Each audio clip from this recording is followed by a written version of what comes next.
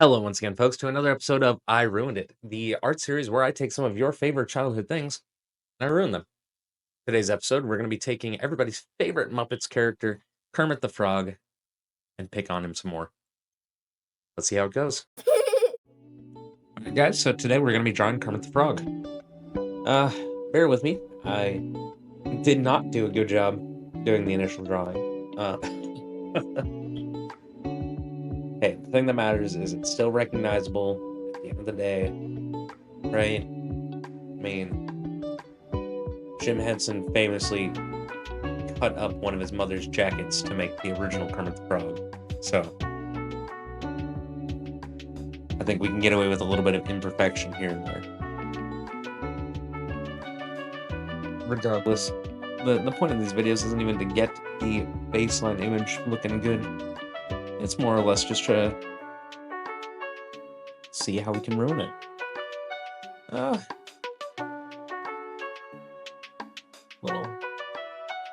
Little different coloring on the eyes, make it not just strictly blacked out, but a little bit off on the black color. Give it a little bit more of a cartoony look. This is next to invisible what I'm doing right now, but I'm painting in the whites of Kermit's eyes, just so that if I need to adjust the image layout a little bit later, it'll be easier to do. Next up here, we are going to go through and we're going to color in Kermit's main body, which is going to be this nice kind of limey, froggy color. I guess I really don't have much else in the term for describing it. It's kind of lime, it's kind of not, Just kind of simple stuff. I feel like I talk about this a lot, but it's with digital art, it's really easy to just go back and erase what you didn't mean to have in certain places. So if any of you guys out there are thinking about taking it up, don't be afraid to make those little accidents, like coloring over the lines. Like, there's always going to be a way to clean it up. Or like right there, if you figure out how to use your layers right, you won't even need to worry about going outside the lines. The layer above it will just handle it for you. But that right there is going to put us at the point where we've pretty much got our reference taken care of. So we're going to just go on through, clear up our canvas, and get started. So I really didn't have much of an idea on how I wanted to ruin Kermit, because there's so many different takes making fun of Kermit that I've seen over the years. Like, I remember seeing an episode of Black Dynamite where they had Kermit the Frog being like a deadbeat dad type of character. I mean, for obvious reasons, it was legally distinct from being the Henson Company Kermit the Frog. And I don't know, I guess there's arguments for a bunch of different things and how they're supposed to be similar but distinct enough. So I kind of just wanted to make it like this big bother type of thing. Less of like a nightmare monster and more of just like a creature that you might see hopping around in the middle of the night. So instead of its neck frills being like draped down over its body, I was envisioning this like big old fat toady looking version of Kermit. So I started off drawing his head. I gave him like a star point for his frills. Thinking back to how like in nature, beings that would normally be prey have some kind of defining characteristic to help drive off predators.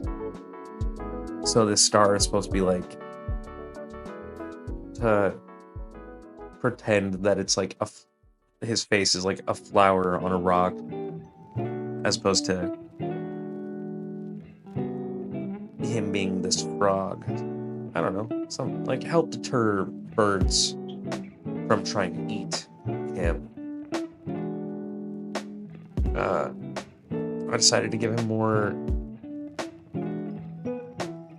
amphibious predator type of eyes. I was thinking about like tree frogs when I was doing the swirls. It's not quite right, but it's that general concept of like they have that darker outer area, and then they have like that big pupil in the middle and very little like noticeable color or whites. But then we're gonna go through, give him his traditional color scheme of that darker, limey frog green over majority of his body. You can make the argument would be like moss on a stone, given the coloration.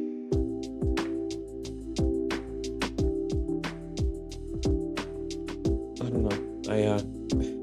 I was trying to merge a couple too many concepts in here, I think. But then I went through, obviously, like I was saying earlier, don't be afraid to color the lines. You can just kind of go through and erase it. It's easier than crayon, color pencil, marker, paint.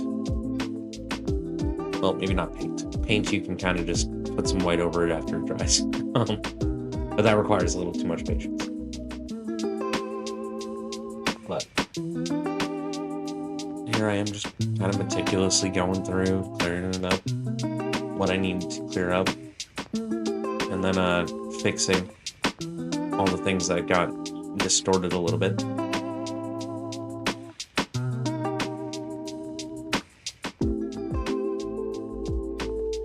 Now we're going to go through and we're going to give him his nice bright red tongue. Looking back, I forgot that I was going to add a line down the center, but I suppose if he's still supposed to be like a puppety character, he wouldn't be guaranteed to have a line like that kind of split groove that we all have normally. But now that we were nice and thorough, we got him colored in and everything like that. We're going to go through, and this took me not just the first try. I took 2 tries just on this highlight line. I kind of already had the idea as to what I wanted to do for the lighting. Like I mentioned, I wanted it to be like finding a frog on like your back patio at night. So he's gonna have some backlighting, just kind of helping shine where he's at. When I went through and I tried to make sure that I cleaned up that outline edge. Now, right here, it looks like I did pretty good on the first try. And then midway through, I realized I was on the wrong one. So, to accurately get our masking done, I then went through and I was getting everything masked off as best as I could. I did the outlining based off of the direct edge of Kermit, but then I decided I wanted to have a little bit more definition in the outline, so I went through, gave it a second attempt on the masking layer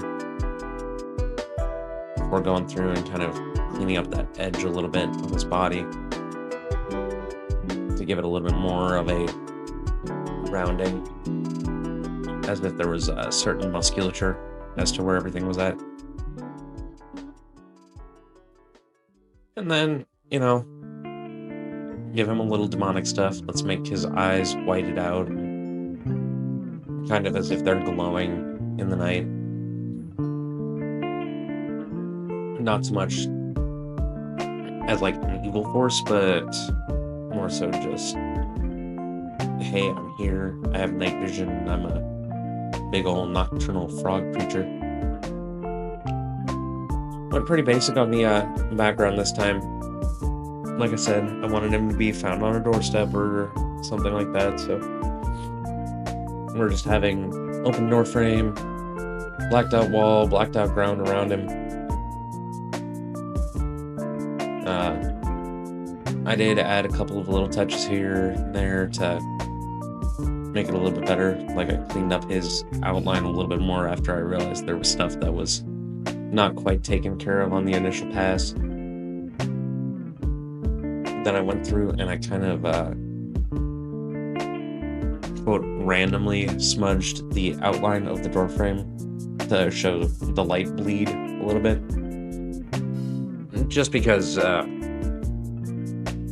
light generally, whenever it goes past something, it's going to have some kind of trickle out, you know? But otherwise, folks, that's going to do it for today's episode. Thank you so very much for watching. If you liked what you saw, feel free to hit the like button down below. If you'd like to see more of my content, I post a new one of these every Wednesday, so don't forget to subscribe and hit the notification bell. Otherwise, if there's something you'd like to see in a future one of these videos, leave a comment down below. I'm always looking for ideas. Usually I tend to come up with these kind of last minute, so I'll gladly take it. Otherwise, bye.